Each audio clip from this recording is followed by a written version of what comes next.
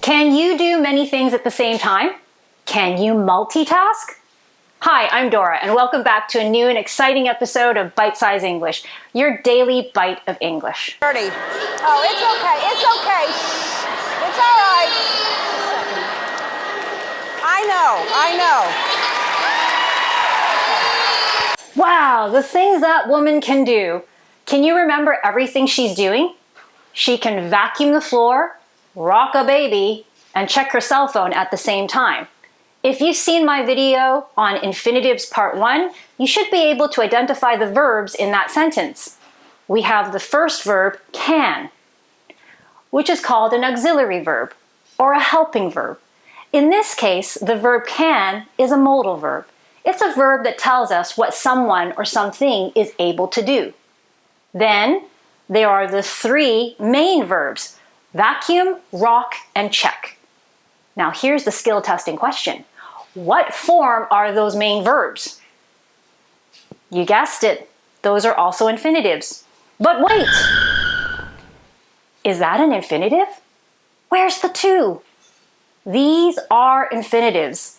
These are not two infinitives, they are zero infinitives, or they are also called bare infinitives. So now we have another form of verb. When do we use them? Review what we said in Infinitives Part 1, because not all verbs are followed by zero infinitives. Just like there are verbs that are followed by two infinitives, there are also verbs that are followed by zero infinitives. These verbs are auxiliary verbs: can, could, should, would, shall, might, and may. Shall I tell you something? I know you can remember this list, and you should know that these are all modal verbs which could help you. And would you try to study these sentences as they show how you might form sentences with zero infinitives very easily? Did you catch all the auxiliary modal verbs I used just now and all the zero infinitives? Replay this part again and see if you can hear them. Did you hear these words? Great, your listening is sharp. Zero infinitives follow all the verbs that use our five senses. These are verbs of perception. I'm going to tell you a joke. Can you listen for what you think are the verbs of perception and the zero infinitives that follow them? Try and write them down. A husband and wife are on a road trip and see a sign pass with the city's name. It was a very long, difficult name to pronounce, and they argue about its pronunciation. At a restaurant, the server hears them argue. The couple feels the server stare at them, and the wife says to her, "Before we order, could you please settle an argument for us? Would you please pronounce where we are very slowly?" The server leans over, looks at them, and says, "Burger King." Was it too fast? Good, because we want you to train your ears to how native speakers speak, especially when they're saying a joke. Play what I said again, and see if you heard those verbs of perception and the zero infinitives. Did you hear see a sign pass, hears them argue, feels the waitress stare? Notice the sentence structure.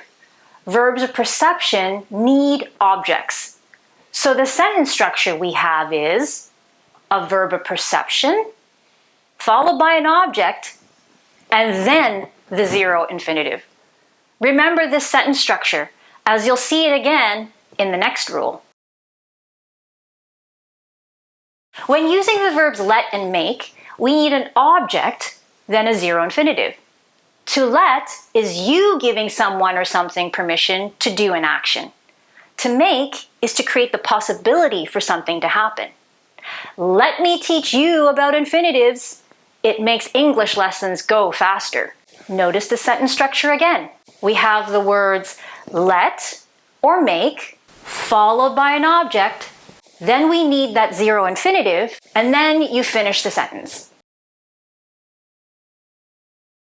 The meaning of had better is the same as should, which means that it's recommended that you do something.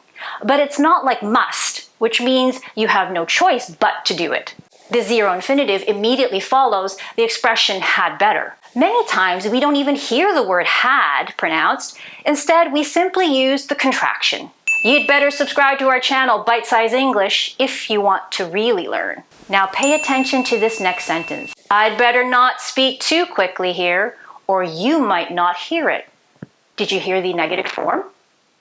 Replay what I said. When using had better, how did I structure the negative form of the sentence? When using the negative, we put the not after better and before the zero infinitive.